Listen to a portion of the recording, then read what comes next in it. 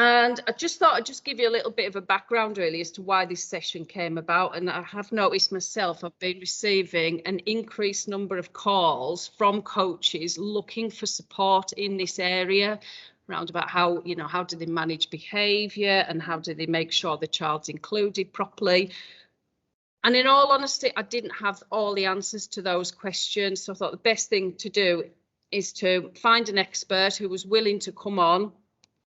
So luckily managed to find Shelley, and like I said, Shelley's the inclusion lead at Mayfield School, but she's also a football mum, so she is familiar with what football's all about. So she can obviously put these things together and give you some information that hopefully you'll find really beneficial in your sessions when you're supporting children. The idea is obviously Shelley will do a bit of a presentation and talk to you, then we'll make time at the end, like I said, for questions, and obviously you can discuss your own experiences, etc. if you want to. I obviously do ask that during that time you don't mention names of children, so we don't want to be able to identify any specific children from any conversations that we have during this session. So I'm going to stop sharing my screen now, Shelley, and then if I hand over to you, you can introduce yourself properly and hopefully you should be able to share your presentation. Thank you. Yeah, thank you. Thank you for inviting me down. There's absolutely no chance that I can tell you everything there is to know tonight about supporting your children and young people who are autistic or have ADHD. The area is huge. So hopefully this is just a starter for 10, and hopefully this is just to give us a bit of an understanding of where we might go and things that might help you guys in your teams. It is a bit of a whistle-stop tour. I do talk a lot, and do feel free to pop questions in the chat as we go along, but I am happy for people to make a note of my email address, and if there's anything that you remember after we finish or anything that I've skirted over too quickly, more than happy to welcome you pop me an email along after you've had a chance to have a think about anything that I've said. Okay, it's a tricky one to think about autism and ADHD at the same time. They are two distinct neurodevelopment disorders. ADHD is not on the autistic spectrum, but there are crossovers. Young people can have both conditions or equally have one without the other.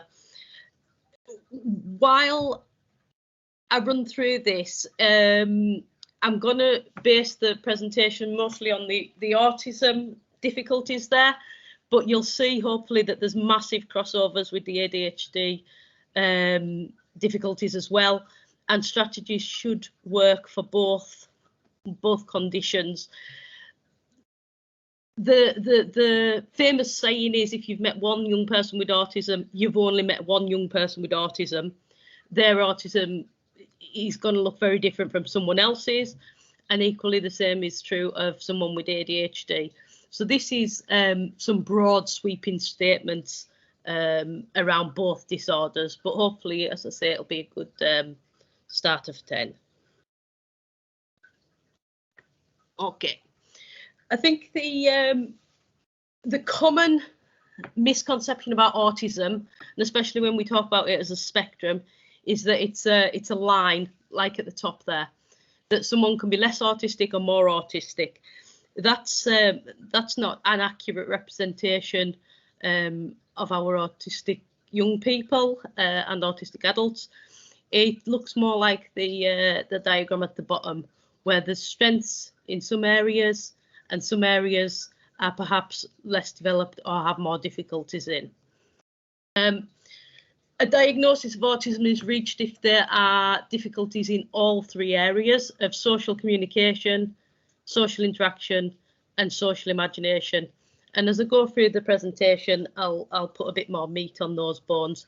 But what I would say is the social wording in that is very important. It's not necessarily someone will not interact. It's not that someone will not communicate. It's difficulties in the areas and how that relates to their social interaction with other people. ADHD, massive misconceptions about ADHD. This is naughty child syndrome. ADHD didn't exist when I was little. This is isn't it just the fidgeting kids that you tell to be still? But underneath all those misconceptions is a neurological disorder, which has a massive impact on someone's life and how they control themselves and how they process the world around them. On a point of numbers, the numbers of children with diagnosis of autism or ADHD is increasing in Britain. I don't believe that's because there's more. I do believe that's because diagnosis is getting better. Our understanding of the conditions is getting better. And if you think back to when you were at school, there maybe wasn't someone with the label of autism or the label of ADHD, but hopefully when, as I go through the presentation, you might start to think about those children who had difficulty communicating in your class or sat at the back of the room and perhaps weren't as engaged as other people or were bouncing around the room like everybody. Those children were still there. We just didn't have maybe the language or the labels to fully understand what was going on for them. Hopefully we're getting a bit better at that now. Okay, so if I start with social communication, and again, I should say that I'm aiming this presentation at the middle ground, if you like. We've got young people, children, adults who have very, very complex communication difficulties, who are non-verbal or pre-verbal. For the purposes of this presentation, I'm aiming it at sort of the middle ground.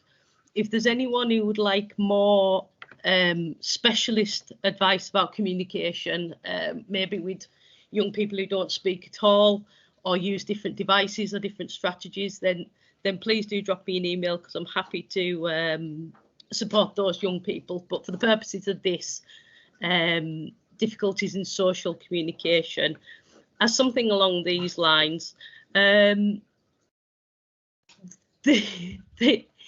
of these things are where you can end up getting conflict. Some of these things end up being annoying, especially to their friends and their peers. They're going over the same conversations all the time. They're talking about whatever it is that's interesting them at the minute, and it can be a really intense, in-depth conversation.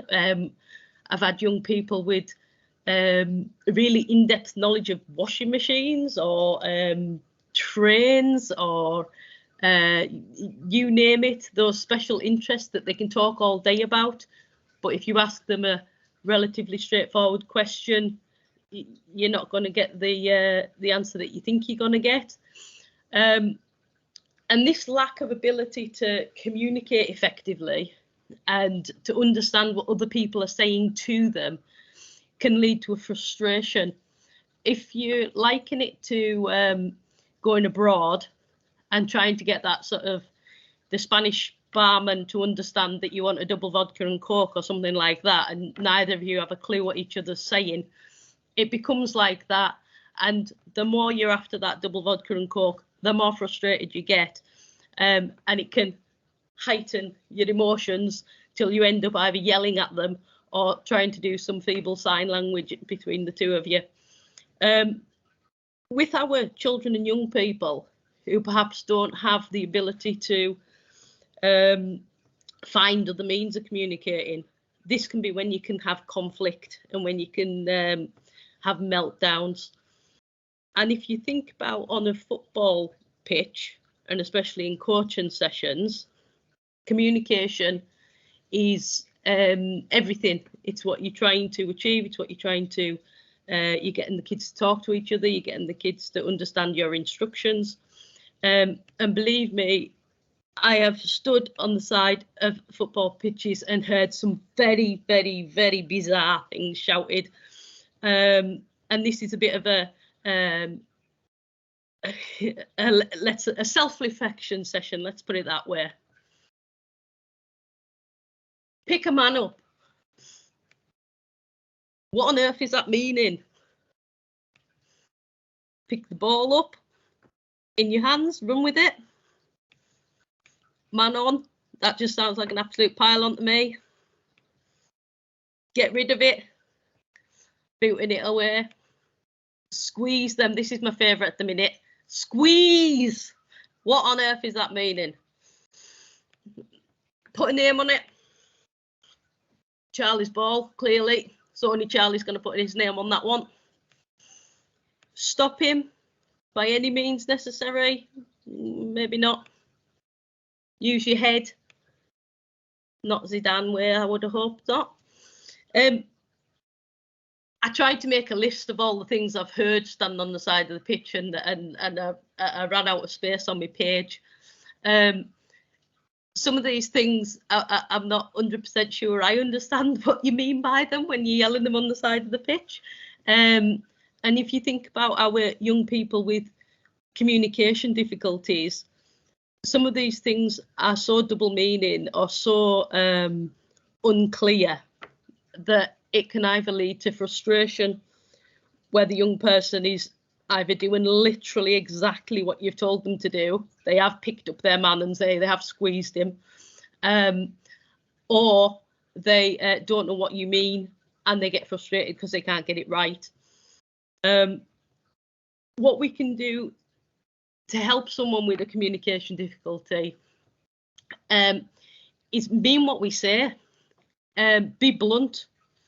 If you want them to kick the ball away, then that's what they're going to do. However, if you want them to kick the ball to Johnny across the way, or kick the ball to someone who's wearing the same colour strip as you, then say that.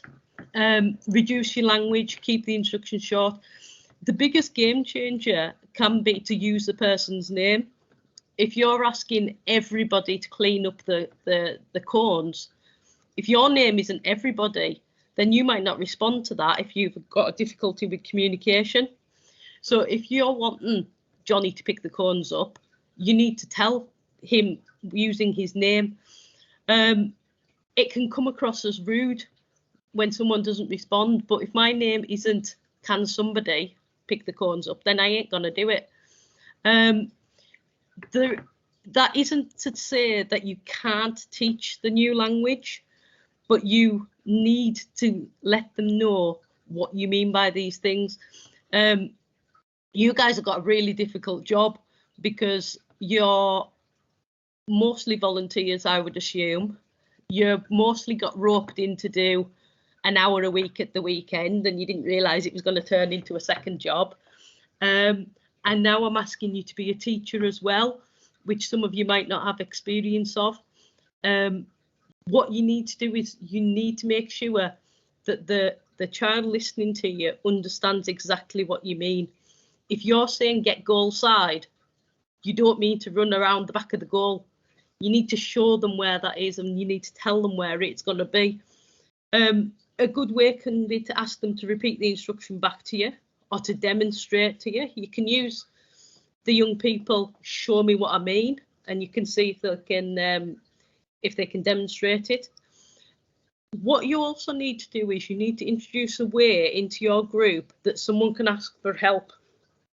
And we don't want a big flashing sign over the kid that doesn't understand what you're saying. It needs to be a discreet way that someone can ask for help.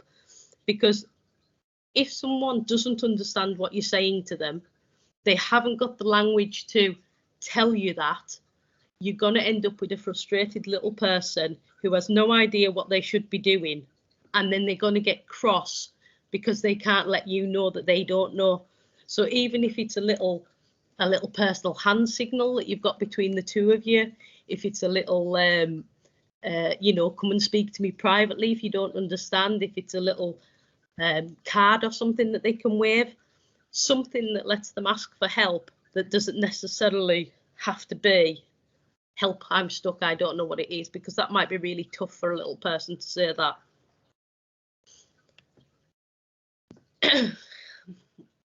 Second one, social interaction.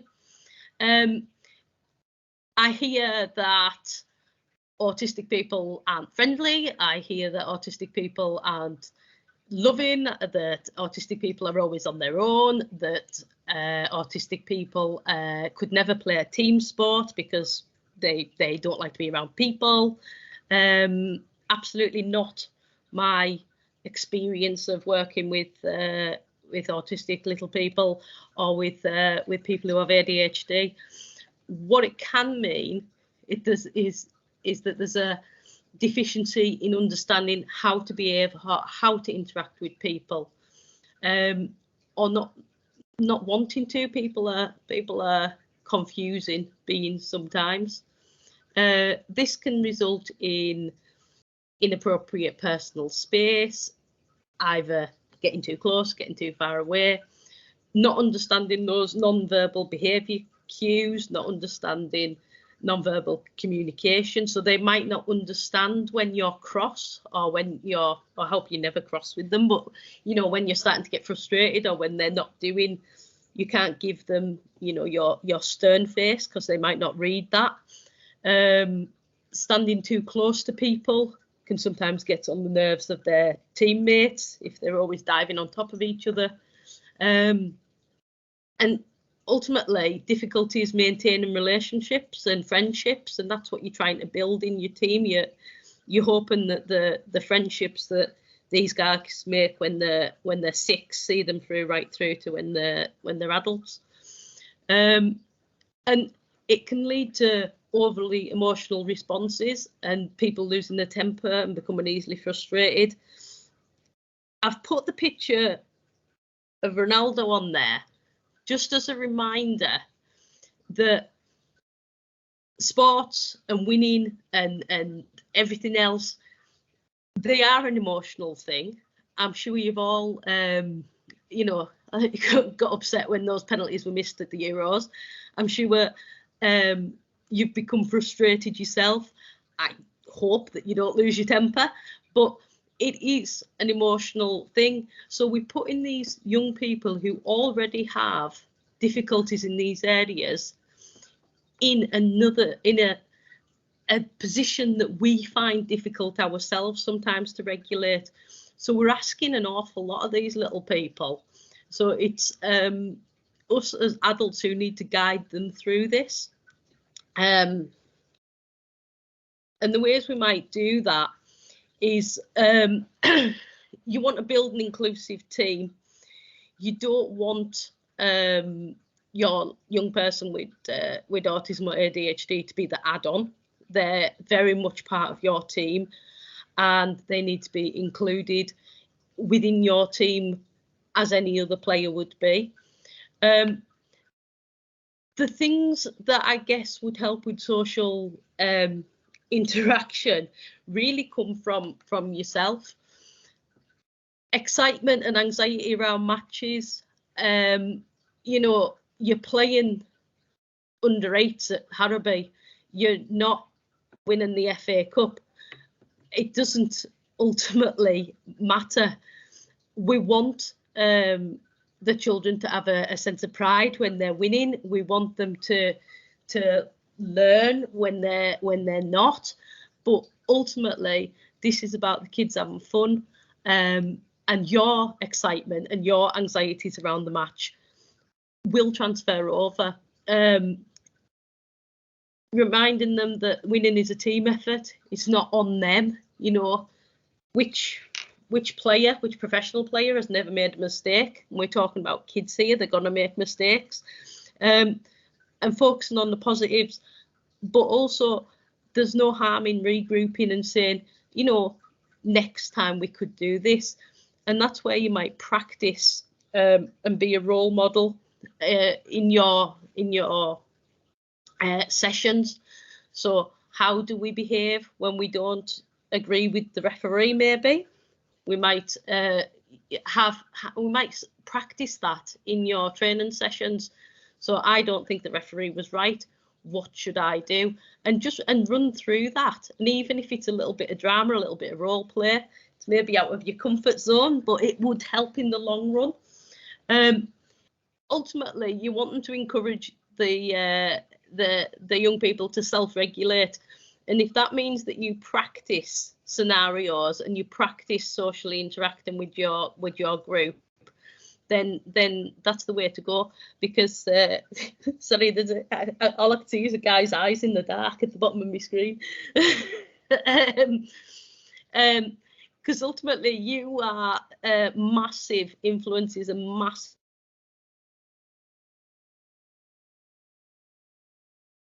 From my son, the coaches are gods, and if they see you interacting with people in a certain way, then that's what they'll attempt to copy and be like.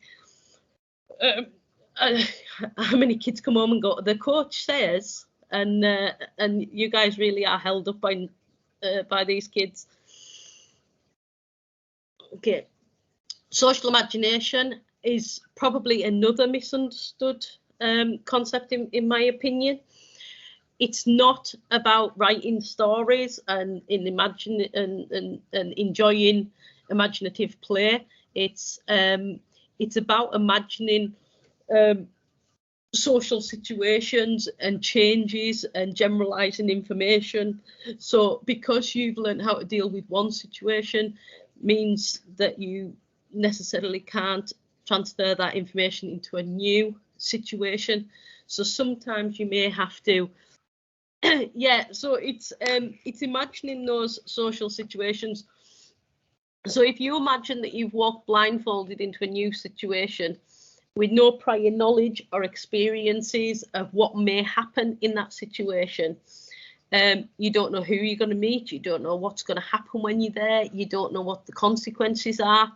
That can be scary, and that can trigger a flight or fight. It can be something as routine as, my coach is poorly and no one's told me that he's not going to be there. Now, if that was me or you, we'd just say, well, the assistant coach will take the session, or we'll have to cancel this week, but it'll be okay, it'll be on next week, because we can rationalize and we can generalize that if something's cancelled this week, it's all right because it'll be on next week. I mean, if you think about what our young people have just been through with COVID, that huge change in routine for us as adults who perhaps don't have these difficulties, that was tough to take for us. If you throw in a healthy dose of ADHD or autism, those changes in routines are massive. And it may be that you end up having safe choices. So often find that young people have special interests that are quite intense interests, which because they're a safe choice, you know what you're going to get. For example, especially around, you find this with foods. So someone may only eat McDonald's chicken nuggets and that's it. We don't want to eat Asda's chicken nuggets because you're taking a risk there. You don't know that they're going to be the same. You don't know that they're going to taste the same. You don't want to eat Tesco's. You can go absolutely nowhere near any of Aldi's because your safe choices are McDonald's chicken nuggets. You tried them once, you liked them. Why would you change? And if someone else is going to argue the point with you that Asda's or Sure are just the same, you are going to have difficulty understanding that because the ones you like are McDonald's, and why would you change?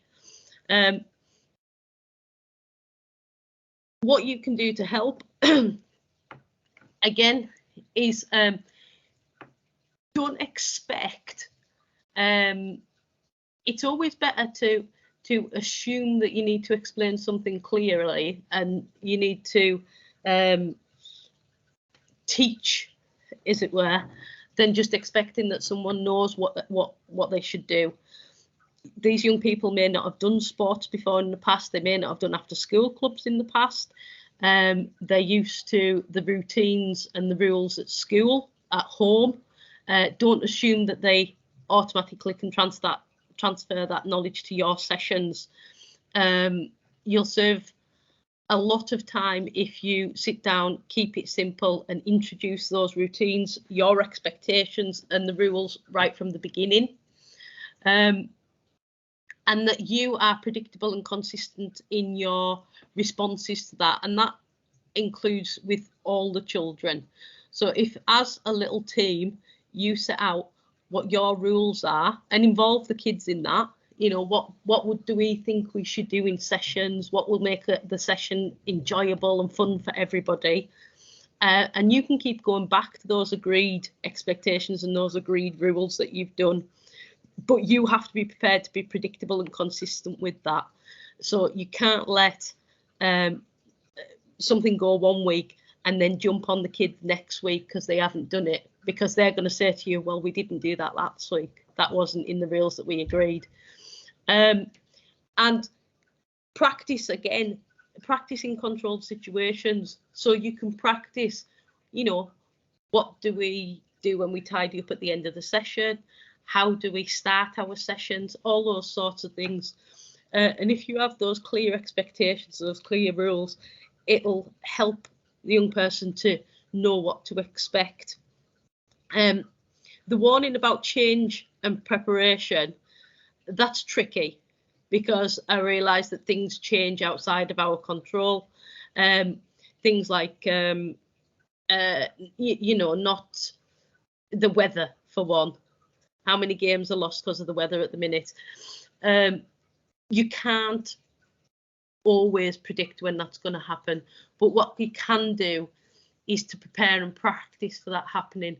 So make sure that the children understand that, you know, if the game's off on Saturday because of the weather, that's okay, it'll be on next week, or it may be on next week. When it rains, the grass gets too wet, you know.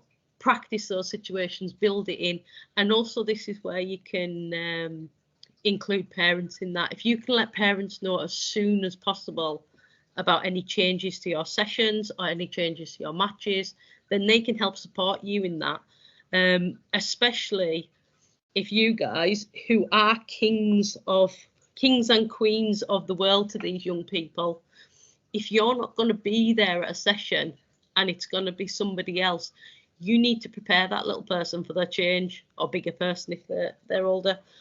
Because if they turn up expecting to see the coach who is the love of their life and it's somebody else who they've never met, that's not going to go down well. If you can prepare them, you know, I'm away this week, it's okay because Bob's taking it, I will see you next week. That little bit of preparation probably save a heck of a lot of heartache. I've lost me. Thanks. Okay. Just to throw on top, and I hope this is sort of coming across how much these young people have to cope with. This isn't these young people. This is who they are. You can't coach this out of them. You can't tell them off a little bit more and they'll get, you know, they won't have the difficulties that they have. This is who they are, and I hope it's coming across how much these young people are dealing with before I even throw sensory processing on top of it. It can be a very tricky world to negotiate when you've got all these things coming at you. So on top of those difficulty areas, we can also have sensory processing disorders associated with both autism and ADHD. And these can take two forms, either an oversensitivity or an undersensitivity. And this can make it difficult to process information. So an oversensitivity means that you may try and avoid these things. Worth noting that you can be oversensitive in one area and then undersensitive in other areas. or it to change, especially as young people are hitting their teenage years and the hormones kicking in. Sensitivities can change. We've recently found a massive problem with the loss of smell and taste with COVID, because young people who are already finding it difficult to process their senses ordinarily also now have to contend with changes of smell and taste as well, which can be confusing, because going back to the McDonald's chicken nuggets, they now don't taste like McDonald's chicken nuggets, and that's really upset some people. So the oversensitivity means that your senses are coming at you at 1,000,000 miles an hour. And this can be physical pain. Sounds, noises, sights, sounds, touches, tastes, they can physically be overpowering, physically hurt. So it's not someone being a little bit fussy. It can have a physical reaction in someone's body. What you can, things that can help is to restrict, well, to dampen down these things.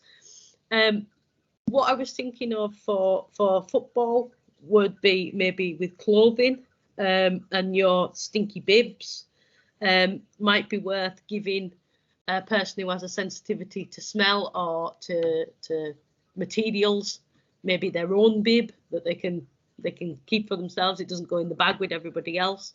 Time out spaces and sensory breaks, they're going to be really, really important, I think, as well. I'll come on to it in a little bit, but planning those out properly as well. If someone has bubbled over, if someone's got to the top, to the point where they're going to boil over, that's the point where you might need to bring in a sensory break or a timeout space, and someone move away from the group. They can rejoin the group, but someone might need a break and to move away and come back. Your Lynx Africa body spray that you got for Christmas might be the thing that's setting someone off if they've got an oversensitivity to smells. It can be full on at the best times, Lynx body spray, but if you're trying to get down at the level of a young person and all they're getting is a blast of Lynx in the face, it's going to be distracting. They're not going to hear what you're saying. They're not going to concentrate on your instructions. And things like that are going to be overpowering. And undersensitivity means that you're looking for it. So these are the kids that might look for noise, might be the loudest in your group, might be shouting at other people. They might be seeking out. These are the ones that might enjoy pushing things and looking for that feedback in the hands, and ultimately might be having a real problem filtering out your instructions when it's getting shouted across a noisy pitch. And what you can do for them is building sensory experiences into the sessions, so they're looking for this sort of thing. So if they need to be loud, you might build in a break where you do something silly, where you do I don't know, silly singing or something like that, and you give them time to let off steam, and once they've done that, you can then bring them back in, using lots of visuals. I think I would recommend trying to bring a lot of visuals into a lot of this, whether it be cards or the coaching boards or things like that. Chewing, kids that chew their clothes, chew your bibs, chew the cones, chew things like that. There are alternatives for kids who like putting things in their mouth. It's not just them putting things in their mouth. It's calming, it's giving them feedback, it's relaxing them. You take it away, you're going to get someone who's not in a happy place. And you can get things like weighted waistcoats, weighted jackets, weighted, just about weighted everything now, weighted hats, weighted everything, which can ground a person as well. But for those things, you need parental involvement and parental, certainly consent. Don't be just giving people things without asking parents. And again, providing ways of looking for help. Ultimately, what you want to do is you want to have the young person have the trust in you and the relationship with you, and for you to put the groundwork in to ultimately give them the tools to be able to manage themselves. If they've got a way of asking for help when things are getting too much, asking for a break, or knowing that that's an option, you'll have a better relationship, and they'll be able to come to you when things are getting too much rather than it boil over. Yeah. Just keeping an eye on the time. Balanced body awareness also can be under and or oversensitive. This is where you might get difficulties with balance and dizziness and bumping into things, and the need to rock or sway or move or spin, or it's the kid that's always floppy and leaning on top of you, or standing way too close, or just got no spatial awareness at all, and not really knowing where their body is. Now, it is absolutely, completely unrealistic, unachievable for your young people to be still for a long period of time. It's not great for any child to not fidget for a long period of time, but certainly for a young person with the ADHD, it's not happening. And if your conflicts are coming about because you have a young person who you're saying, be still, come and listen to me, look at me when I'm talking to you, stand there, you're on the subs bench for 20 minutes, you've got to sit there and do nothing, that's when you're going to get conflict. It's when you're going to get behaviour. The attention span of these kids is very short, and I noticed someone put in the register that they were an under 6 coach. A 5 and 6 year old, especially post COVID, they haven't had the preschool experience that we've had in other years. They haven't been able to go to nurseries and things like that consistently. They haven't had the social experiences that we would expect for a 5 and 6 year old to have. We are still in tricky times, but these kids have been through quite an unusual time as well, and it has had a knock-on effect on neurotypical children. So with our ADHD children, all that plus having a disorder that makes you not be able to control yourself and your fidgets and you're moving about, it's unrealistic for us to tell them to sit on the subs bench for 20 minutes and not do anything. This is where you might give jobs to your subs, or when they're waiting, send them to do a little bit of a warm-up, keep moving, encouraging movement. If you're setting up your next drill or putting out your next cones, involve them, keep them busy, or send them for a run around that tree and back, or something like that. But expecting them to stay still isn't going to be achievable. The movement is actually a relaxing factor and a stabilizing factor, and just because they're moving and they're jogging from one foot to the other doesn't mean they're not listening to you. They definitely are, and the movement is actually helping them to process what you're saying. Don't insist on eye contact. It's one of my bugbears. If a young person is concentrating so hard on looking at you in the face and not moving and being still, that is taking every ounce of their being to be able to do that. So they haven't got anything left to process your instructions and to listen to you, because they're concentrating on looking at you, which is really tricky, and they're concentrating on not moving. And it's like a coiled spring, and they're just going to, any minute, the spring's going to bounce off because every fibre of their body is trying not to move. So what you need to do is you need to build in those movement breaks, and you need to pick your battles. If they're moving and they're jigging about and they're not looking at you, doesn't necessarily mean they're not listening. Okay, I thought I would include this just because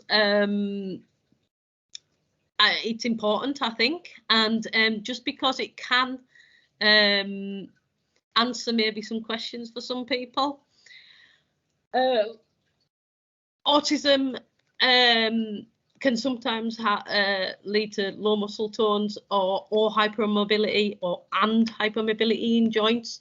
So double jointedness, weak joints, weak muscle tones, things like that. If you've got autistic young people who are complaining that their ankles are hurting or their knees are hurting or something like that, it might not necessarily be a cop-out or a ploy to avoid doing whatever it is you've asked them to do. It could be that there is a problem there and they do need to have a rest from the training or the match. Equally, pain thresholds can become distorted.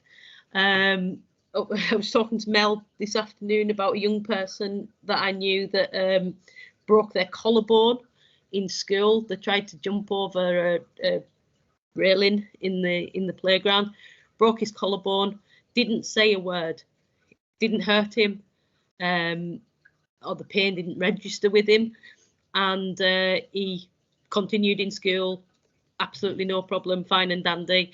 It was only when he got home and it swollen a little bit that his parents took him to casualty, and he had actually broken his collarbone. It might come back to communication again, that someone doesn't know how to tell you that they've hurt themselves. So it can be just worth, looking out for more subtle ways that someone may have hurt themselves. They're walking in a different manner or something like that. Sleep and dietary issues are very common among our young people with ADHD or autism. If you've got a kid that's absolutely jiggered when they're at a training session, it could be because they've had 2 hours sleep last night, or it could be because they've had no sleep at all, or if mum and dad is a little bit tetchy with you, they may not have had a sleep in a month. It's a very common issue. A lot of our young people have medication to help them sleep, but equally a lot don't as well. Dietary issues could have an impact on the overall health of somebody. If someone's got a restricted diet, it might mean that they're not necessarily got the right nutrition to be doing intensive training sessions and things like that. So I guess what I'm saying there is maybe a little bit of understanding, a little bit of let up is needed with that. I've just rattled through and not said if there's any questions or not, but it hasn't pinged me, so I'll truck on till the end because we're nearly there. Managing behaviours. The next slide is with parents as well, and I do think that you need to run these two things together. It's got to be a team effort. It's got to be you and the parents working together, and the child working with you as well. Knowing your child's triggers is important. We use a traffic light system at school where we talk about what does the child look when they're green. So is this a kid that's normally quiet? Is this a kid that's normally loud? Is this a child who's well engaged when he's happy, when he's in green? And then what does amber look like? Hoodies are the worst. Do they put their hood up when they're upset? Do they stomp off? Do they go from 0 to 100 with no in between? What is the things that are turning that child to amber, to maybe give us a little bit of warning sign that all isn't well? And can we identify what's triggered that and fetch them back round to green? Do they need a little breakaway? Do they need to move? Do they need to be put with a different partner because they're starting to get on the nerves of the kid they're with? And And if someone gets to red, if someone's in a complete and utter meltdown state where you're not 100% sure what to do, my suggestions, if someone's gone to that point, all you can do is make them safe and make the others safe around them. And I'm fully aware that all you guys, the vast majority of you guys, are volunteers, and it's your duty just to make safe at that point. You can't talk to someone who is in a state of absolute complete meltdown. The chemicals in the brain have got to the point where they won't be able to hear you. They won't be able to process what you're saying. They won't be able to correct the behaviour, if you want to put it in that way. If someone's lost control, all you can do is make them safe and make the other people around them safe, and that depends on your own individual situations, whether you're inside, outside, near a road, whatever. My advice would be to absolutely nail what amber behaviour looks like, what that trigger behaviour looks like, and work with the child, with the parents, to be able to fetch them back round to be green again.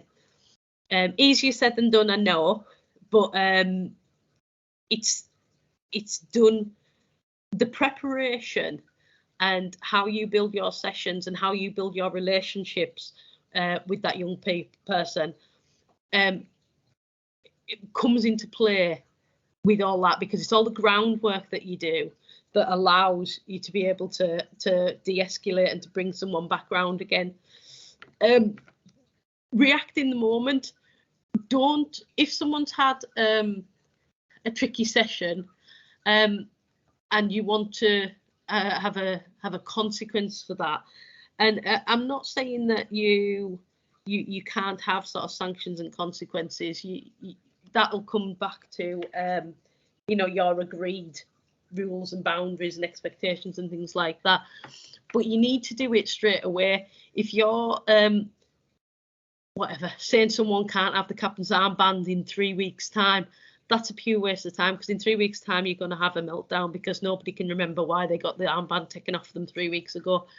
If you're going to have a consequence for something, it needs to be there and then in the moment, and that has to be consistent with all the players. If you've got agreed rules within your sessions, agreed boundaries, expectations, then it's got to be with all your players.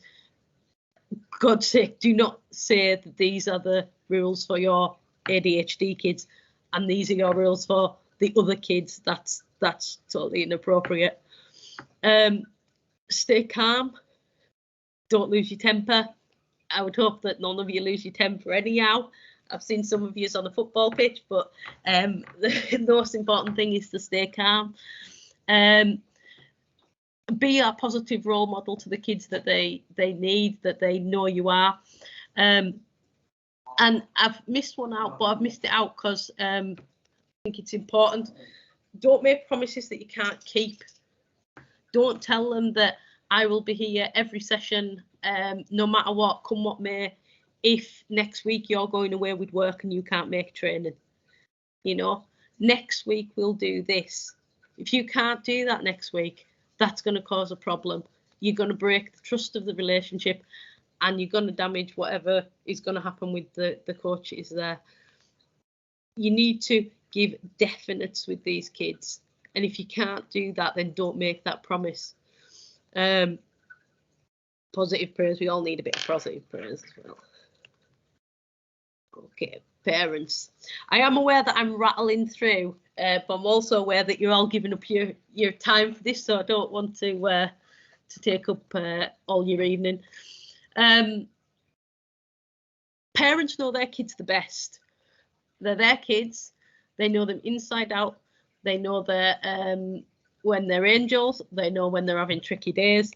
And as coaches, giving up your time voluntarily, don't be afraid to ask.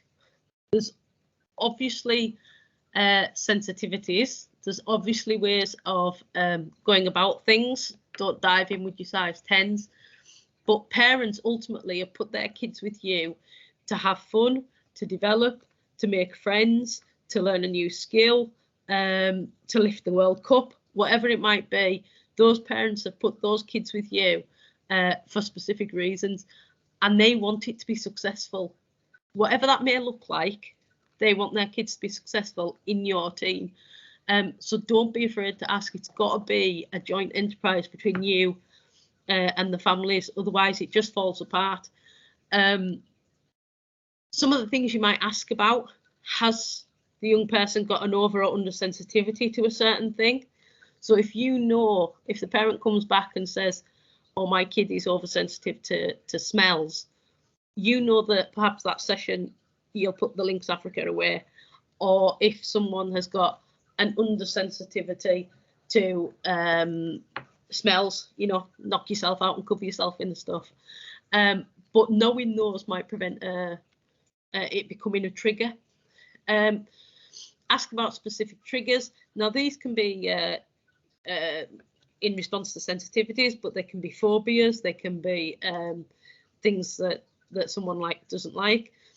But because you haven't got that generalization skill, it can trigger a more extreme reaction, perhaps a fight or flight. It's not learning how to react to those things that are scary or upsetting or confusing. It's that skill that's sometimes lacking. Special items, special interests, comforters, these things are there to de-escalate and to calm. We have little people who like the tags in clothes tags and things like that. If you know that, and if you know someone's having a hoolie and they're not very happy, and you know that just having the clothes tag out of a football bib is going to calm someone down, then happy days, that's an easy win. Could be that we've had young people who like the charity wristbands, things like that.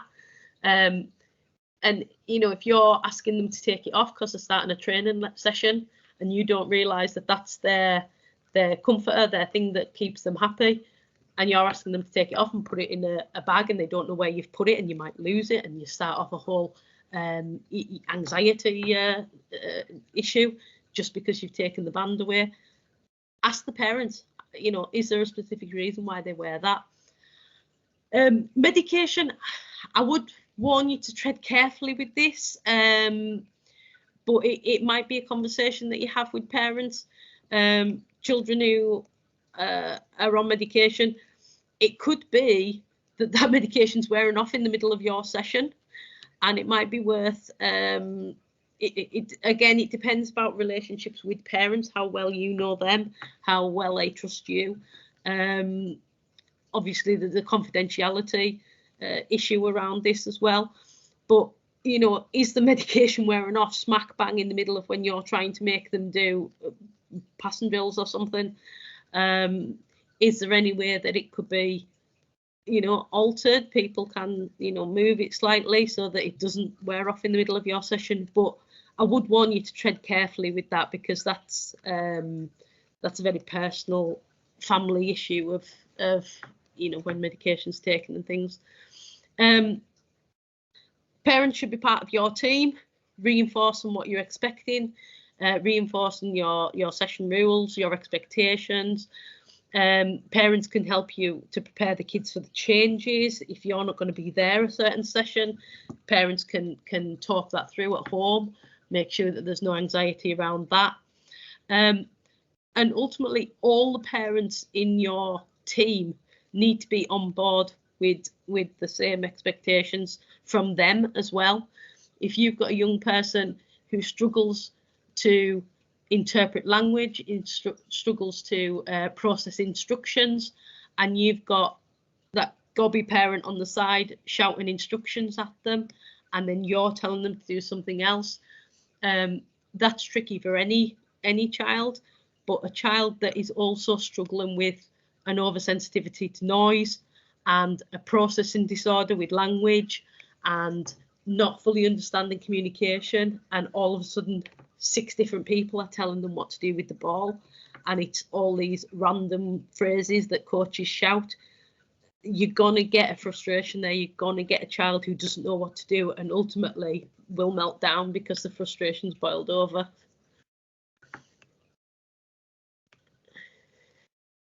Just thought I would end on this one, not Tim Howard specifically, but just the idea of this. These historically, people would tell you that young people with autism can't do team sports. Young people with autism can only do solo sports, that you can't integrate people into a team because it won't work. Absolute rubbish. The benefit that you guys can bring to these young people is enormous. It is possible to be successful athletes and be dealing with ADHD issues. The autistic messy kind of makes sense to me. So from what I've read, he's refused to confirm or deny. His dad has said that he was diagnosed with Asperger's as an 8-year-old, but has got over it now. I'm here to tell you that doesn't happen. He was known for being a little bit odd as a child, a little bit quiet, refused to communicate with people. And of course, we're all sitting here thinking that our kid's going to be the next Messi. So maybe it's one of these little people that you're having a tricky time with at the moment. Maybe they'll be Ballon d'Or winners in the end. I've rattled through that, and I realised I've probably talked an awful lot, and there's an awful lot of words on there. And I hope it's answered some of your questions. But if we've got time now, I'm happy to stay on and answer any questions that anyone may have. If anyone wants to ask a more private question or follow up with me after this session, my email's on the bottom. I hide out at Mayfield School in Whitehaven, but you're probably better trying to grab me on an email than anywhere else, because I'm notoriously hard to catch. But other than that, that is my whistle stop, a very whistle stop tour of coaching with autism and ADHD. Is there Yeah, we've got one question on there, Shelley. That was great. And it's just going back really just a couple of slides there really regarding parents. And someone's asked if there's been no indication from the parents regarding a diagnosis for either of those two things, how do you genuinely best start that conversation? Because I think it is a very awkward thing, isn't it? Very with kids' gloves. Maybe you suspect it and you're like, how on earth do I even approach this? What could you suggest, I suppose, as opening lines? I think people are maybe wanting to know. Yeah. So I think if there's absolutely no, it depends on your relationship with the parent, really. If you've got an open relationship with the parent, you can maybe start dropping hints or, asking how they're getting on at school, that sort of thing, and open the conversation that way. We seem to be having a little bit of difficulty following conversations or things like that. It might be something that you want to bring up with the school, because they might be in a better position than you guys as volunteers to look into that sort of thing. It's going to be a really, really tricky thing to say with respect to you guys. Me, the football coach, thinks your kid's autistic. That's a really tricky position to be in. I wonder whether you're and I don't know, I'm just saying this, I might be barking up the wrong tree, Mel, whether it might be something to report to welfare officers, and then they could possibly raise that as not a safeguarding issue, because it's not a safeguarding issue, but a wider issue and take it off the individual coaches. I don't know whether that might be a route to go down. Yeah, I mean that certainly is, that's part of their role. Then obviously they can come to us and then ask, for advice from us and et cetera, et cetera. Yeah, so I do understand it is difficult. I know that a lot of clubs, obviously, when children sign on, they maybe ask for, known conditions, but not. I'm certainly asking. Yeah, not every child is diagnosed, are they? Like you say, and in all honesty, not every parent puts it down either. And I'm not even so sure that sign-on details now for clubs, and this is something clubs should maybe reevaluate, asks questions of that specific area. Even so, it might be something clubs could revisit themselves. Yeah, I think I would include it in sign-on. I mean, there is a responsibility on the parents to let you know, as with any condition. But I think I would be including it on sign-on papers and things like that. It's. I think if I was going to be a coach addressing it with a parent, I think I would go on down the lines of where specific difficulties were, rather than attaching a label or a diagnosis or I've been on a course and I think your kid is this.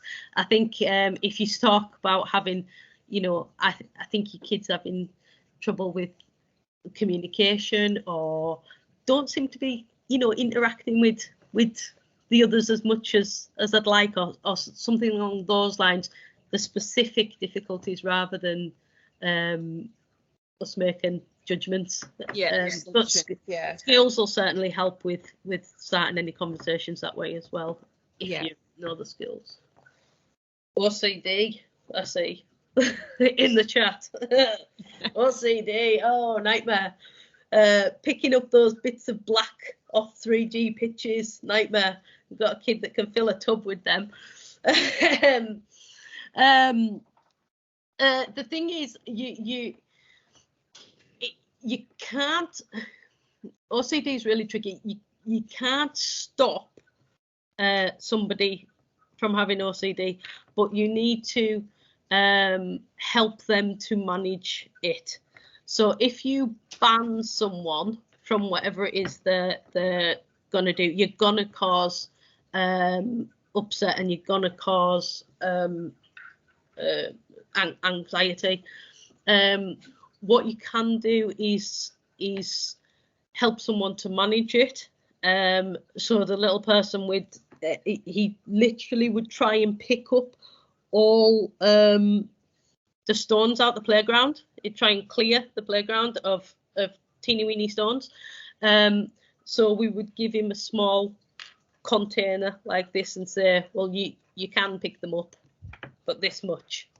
So you were still responding and still allowing them to go through whatever process they needed to, but with controls in place. So if it's, I mean, OCD can be literally any action, can it? Hand washing's the stereotypical one, isn't it? You can wash your hands, but right, yeah. So I've got the chat up, I can see it. Their mum likes to bring them to sort out the cones and bibs. Yeah, if she's not harming anyone, then I would let them do it. But I would have a point where they know it's finished, so they don't get into loops. So you can sort out these 10 cones and these 10 bibs, and then the job's finished. If it's just a case of let's sort out all the cones that the entire club owns, you're going to be there all day and you're not going to get your session done. So allow it to happen, but with controls in place. Because I was going to say about kids with special interests as well. You guys are gods to these kids, and if you've got time to allow a kid to come 10 minutes to your training, or if you can spare 5 minutes at the end of the session to talk about whatever it is that is their obsession or is their special interest, if you can say you know, our special talking time is 5 minutes at the end, or our special talking time is 5 minutes at the beginning, and then that's done with. It'll give them that release where they can do whatever it is they need to do or to talk about or whatever, but it's not impacting on the rest of the session and isn't taking away any of the time from the other children either. I've just got a little question as well, if I could just pop one in for you, Shelley. So if you've got a session going on, the coach is doing everything they can, what point is it okay for the coach to go, right, mum, dad, on, you're going to have to sort this?